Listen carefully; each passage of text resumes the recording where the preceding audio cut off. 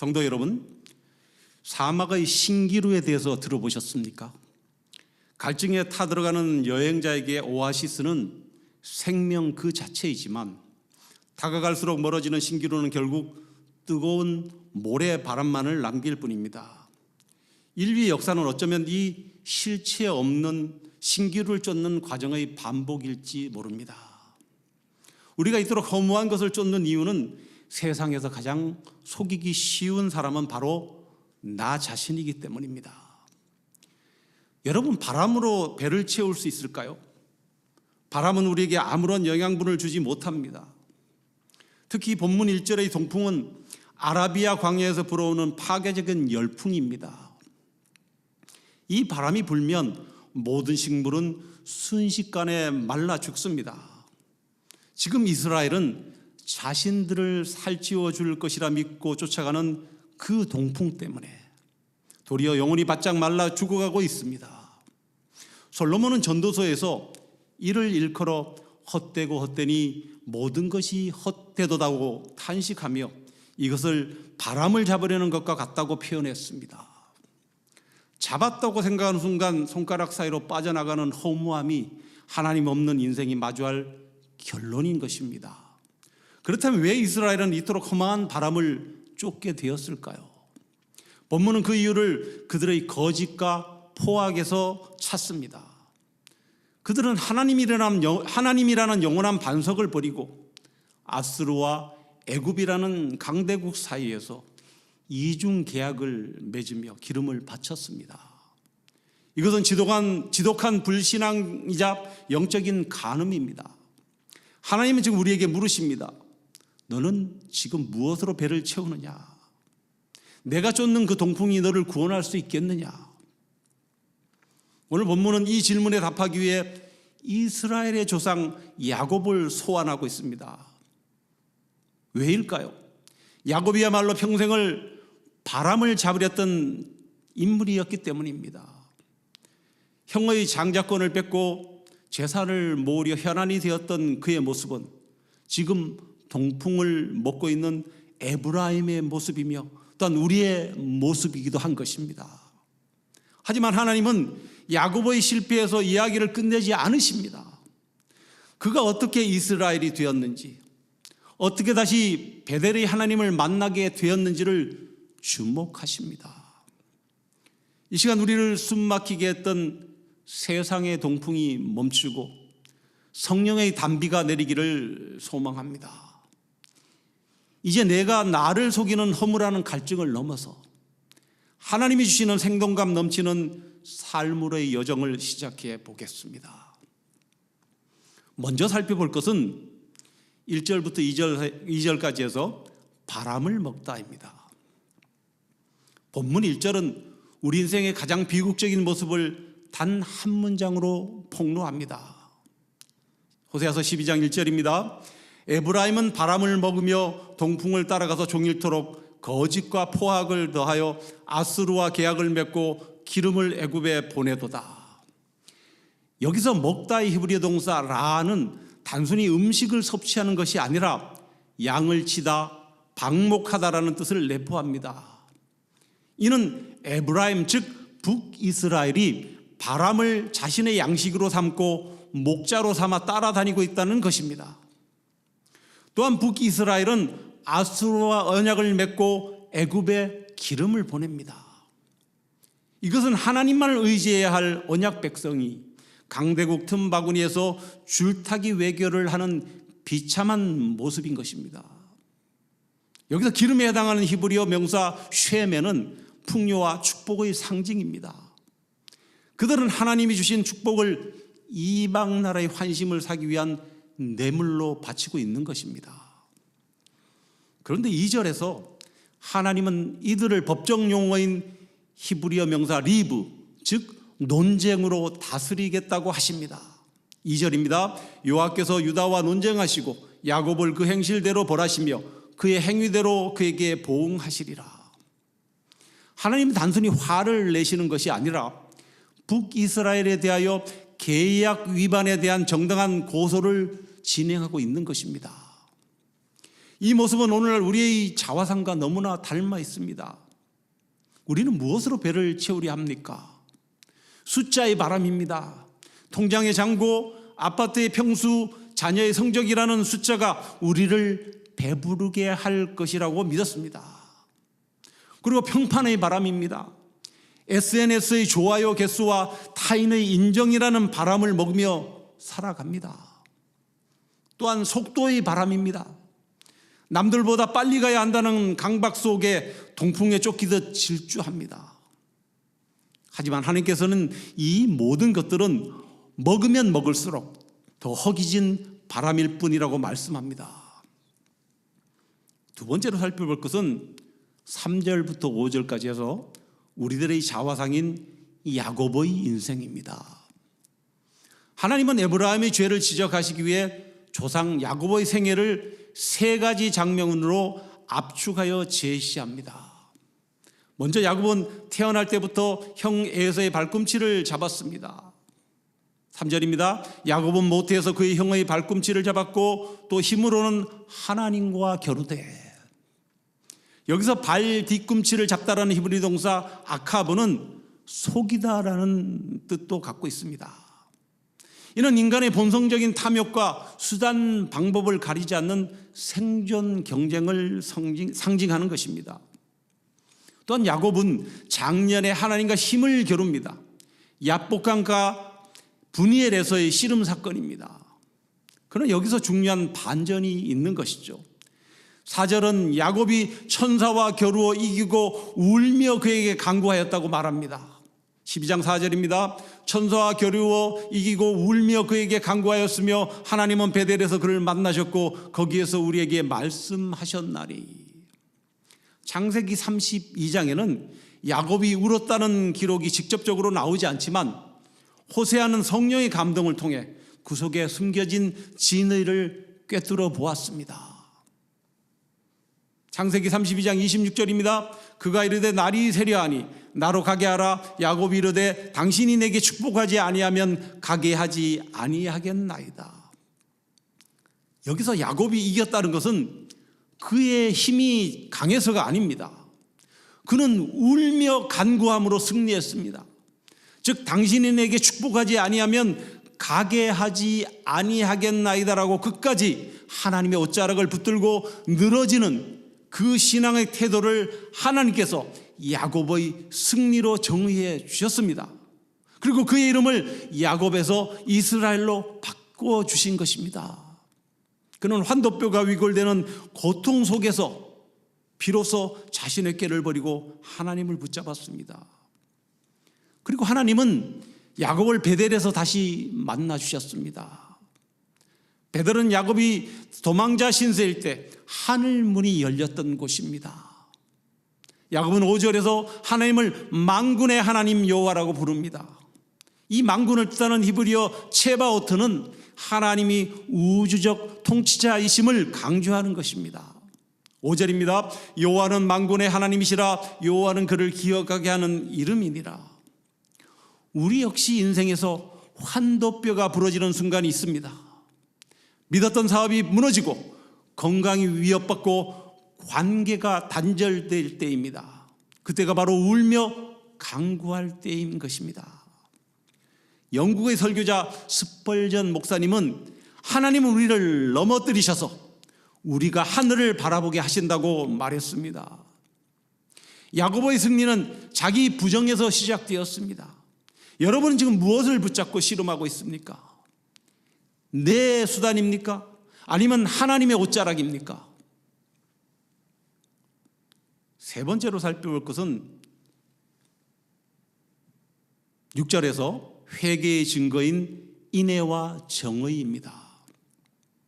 하나님 이처럼 야곱의 옛 사건들을 나열하신 후 이제 현재를 사는 에브라임에게 결단을 촉구하십니다. 6절은 신앙의 본질이 무엇인지, 그리고 회개라는 추상적인 단어가 어떻게 우리의 일상에서 구체적으로 성육신되어야 하는지를 보여주는 회개의 마스터 플랜입니다. 12장 6절입니다. 그런즉 너희 하나님께로 돌아와서 인애와 정의를 지키며 항상 너희 하나님을 바랄지니라. 회개는 단순히 감정적으로 뉘우치는 눈물이 아닌 것입니다. 회개의 히브리어 명사 슈브는 가던 길을 완전히 돌이켜 목적지를 바꾸는 방향의 전환을 의미합니다. 그런데 여기서 주목할 표현은 그냥 하나님이 아니라 너의 하나님께로 돌아오라는 것입니다. 이는 너희 조상 야곱을 만나 주셨던 그 하나님, 야복강가에서 끝까지 포기하지 않고 기다리셨던 그 언약의 하나님이 지금도 너의 하나님이 되어 기다리고 계신다는 절박한 사랑의 부름입니다. 하나님께 돌아온 자의 삶에는 두 가지 뚜렷한 증거가 나타나야 합니다. 그것이 바로 인애, 히브리어로 헤세드와 정의, 미시파트입니다. 여기서 인애란 단순히 착한 마음이 아닙니다. 자격 없는 자에게 베푸시는 하나님의 언약적 사랑을 의미합니다. 우리가 이웃에게 인애를 베풀 수 있는 이유는 우리가 먼저 하나님께 감당할 수 없는 헤세드, 즉 인애를 입었기 때문입니다. 야곱이 허물 많은 존재였음에도 불구하고 끝내 이스라엘이 된 것이 헤세드라면, 인애라면 우리 역시 그 사랑을 흘려보내는 통로가 되어야 하는 것입니다. 또한 정의라는 이 법적 용어는 억울한 자가 없게 하고 연약한 자의 권리를 지켜주는 공의를 말합니다. 당시 이스라엘은 종교적인 제사는 화려했지만 시장통에서는 거짓 저울을 사용하고 가난한 자의 겉옷을 저당 잡았습니다. 하나님 단호하게 말씀하십니다. 나에 대한 사랑, 즉 인애가 진짜라면 내 이웃을 대하는 방식인 정의로 그것을 증명하라. 예수께서도 바리새인들을 향해 마태복음 23장 23절에서 너희가 박하와 회양과 근처의 11조는 들이되 율법의 더 중한 바 정의와 긍휼, 즉 인애와 믿음은 버렸도다라고 책망하셨습니다. 신앙은 성전 안에서의 경건과 성전 밖에서의 공의가 하나로 맞물려 돌아가는 톱니바퀴와 같은 것입니다. 그리고 마지막 지침은 너의 하나님을 바라라입니다. 여기서 바라다의 히브리어 동사 카바는 줄을 꼬다라는 어원에서 온 단어입니다. 하나님과 나를 하나의 굵은 밧줄로 꽁꽁 묶은 채 놓지 않는 인내를 말합니다. 우리가 인애와 정의를 행하다 보면 반드시 낙심할 때가 옵니다. 정의를 행해도 세상이 변하지 않는 것 같고 사랑을 베풀어도 배신당할 때가 있습니다. 그때 필요한 것이 카바, 즉 하나님을 바라는 것입니다.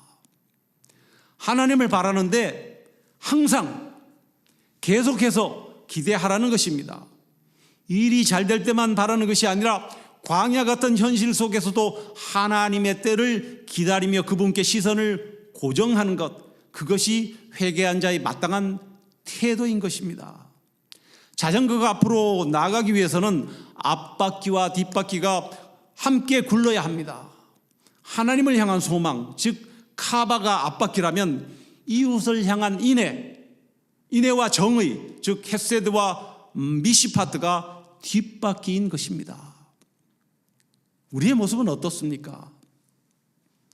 기도는 간절히 드리면서 정작 일터에서는 타인에게 상처를 주고 있지는 않은지, 사회 정의를 외치는 열정만큼 하나님과 나누는 깊은 개인적 교제에도 마음을 쏟고 있는지 우리 스스로 돌아보아야 합니다. 오늘 6절의 공식은 명확합니다. 하나님께로 돌아가십시오. 그리고 그 사랑을 정의로 번역해 내십시오. 아울러 끝까지 주님을 신뢰하며 기다리십시오. 이것이 야곱의 후예인 우리가 살 길인 것입니다. 네 번째로 살펴볼 것은 7절부터 11절까지 해서 거짓 저울을 든 가나안 상인입니다. 이스라엘의 현실은 거룩한 부름과는 정반대였습니다.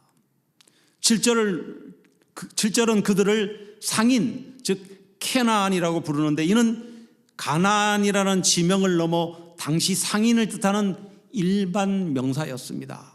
7절입니다. 그는 상인이라 손에 거짓 저울을 가지고 속이기를 좋아하는도다.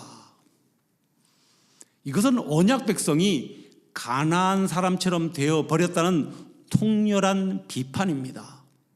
제사장 나라여야 할 이스라엘이 가나안의 경제 논리인 이윤 극대화와 수단 방법을 가리지 않는 부의 축적을 받아들인 순간 그들은 실제적 우상 숭배자가 되어버렸습니다.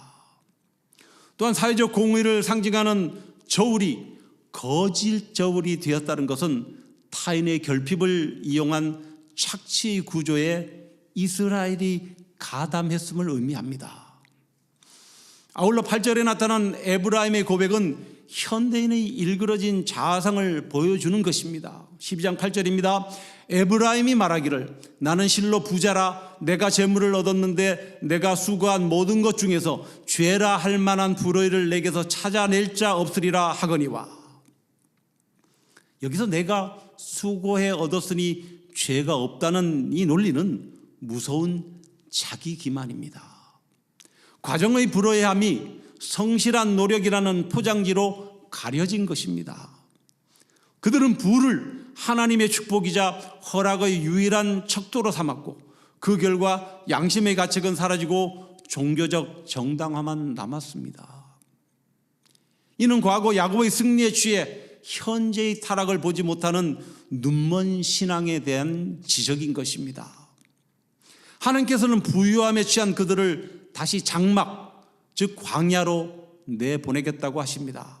12장 9절입니다. 내가 애굽 땅에 있을 때부터 나는 내 하나님 여호와니라. 내가 너로 다시 장막에 거주하게 하기를 명절날에 하던 것 같게 하리라. 이것은 이중적 의미를 갖습니다. 하나는 하나님의 철저한 심판을 말씀하는 것입니다. 즉 쌓아올린 모든 부와 안락한 집을 허물어뜨리겠다는 선언입니다. 다른 하나는 회복을 위한 징계를 말씀하시는 것입니다. 여기서 명절날 즉 초막절에 하던 것 같게 하리라는 이 말씀에 우리는 주목해야 합니다.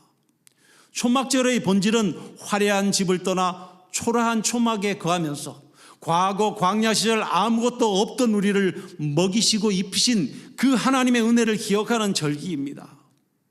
하나님은 이스라엘이 풍요 속에서 잃어버린 하나님과의 첫사랑을 회복시키기 위해 강제로 그들을 결핍의 장소 광야로 몰아넣으십니다. 왜일까요? 내 손에 든 거짓 저울을 내려놓아야만 하나님의 의로운 손을 잡을 수 있기 때문입니다. 이 말씀은 오늘날 우리에게 다음과 같은 질문을 던집니다. 먼저 나의 저울은 정직한가 하는 것입니다. 직장에서 가정에서 관계 속에서 나의 이익을 위해 타인에게 손해를 끼치는 영적 가난한 상인의 모습이 나의 모습은 아닌지 돌아봐야 하는 것입니다. 또한 성공이 신앙의 증거가 되는가 하는 점입니다. 물질적 풍요가 나의 영적 건강함을 보증한다고 믿는 기만을 우리는 경계해야 합니다. 하나님은 얼마나 가졌느냐 보다 어떻게 얻었으며 어떻게 쓰느냐를 보십니다. 아울러 나는 지금 광야를 통과하고 있는가 하는 것이죠. 혹시 지금 경제적, 환경적 고난, 즉 광야에 있다면 그것은 나를 망하게 하려는 심판이 아니라 내 안의 가난, 즉 상인의 거짓 상술의 습성을 빼내고 하나님 한 분만으로도 충분한 삶이라는 것을 가르치시려는 하나님이 거칠지만 따뜻한 손길일 수 있다는 것입니다. 호세아의 이 외침은 가나안의 방법으로 부자가 되어 하나님께 영광 돌리려 하지 말고 차라리 광야의 장막에 거할지라도 하나님의 공의를 선택하라는 단호한 요청입니다. 마지막으로 살펴볼 것은 12절부터 13절까지 해서 야곱의 후손인가 선지자의 인도를 받는 백성인가입니다. 창세기 29장부터 31장에서 야곱이 아람들로 도망쳐서 20년 동안 종노릇한 사건은 그의 인간적인 수단과 방법이 불러온 결과였습니다. 야곱은 형과 아버지를 속여 장자권을 빼앗았지만 그 결과는 화려한 축복이 아니라 정처 없는 도망자와 머슴의 삶이었습니다. 또한 그는 사랑하는 여인 라헬을 얻기 위한 개인적 욕망 때문에 자신의 이익을 철저히 챙기는 이기적인 외삼촌 라반, 그 라반 밑에서 양을 쳤습니다. 이는 이스라엘 백성들이 당장의 풍요인 가나안의 우상을 얻기 위해 세상의 가치관에 종로로 타고 있는 현실을 비유하는 것입니다. 이것은 야곱의 고생이 오직 자기 자신과 자기 가족만을 위한 것이었듯이 하나님 없는 인간 역시 스스로 행복을 쟁취하려 할 때 겪게 되는 허무한 수고를 상징하고 있습니다. 반면 13절은 야곱과 대조되는 한 선지자 모세를 등장시킵니다. 13절입니다. 여호와께서는 한 선지자로 이스라엘을 애굽에서 인도하여 내셨고 이스라엘이 한 선지자로 보호받았거늘. 모세의 수고는 야곱처럼 자기 아내나 재산을 얻기 위함이 아니었습니다. 그는 하나님의 백성을 인도하고 보존하기 위해 부름받았습니다. 야곱은 자신의 께로 살아남으려 했으나 모세는 하나님의 입에서 나오는 말씀으로 백성들을 먹이고 살렸습니다. 즉 이스라엘의 진정한 정체성은 야곱의 수단이 아니라 하나님의 선지자적 인도에 있음을 강조하고 있습니다. 그리고 이 대조는 궁극적으로 예수 그리스도에게서 완성됩니다. 우리는 모두 야곱처럼 나만을 위한 성공, 돈, 명예를 얻기 위해 세상이라는 아람 들판에서 종노릇하며 살아갑니다. 내 욕망을 채우려다 오히려 죄의 종이 되어 고통받는 존재가 바로 우리입니다. 그러나 신명기 18장 15절에서 예고된 모세와 같은 선지자는 바로 예수님이심을 하나님 말씀하시는 것입니다. 신명기 18장 15절입니다.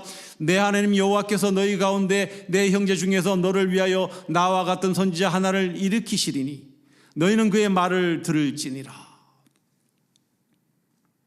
예수님은 야곱보다 더 비참한 종의 형체를 입고 이 땅에 오셨습니다.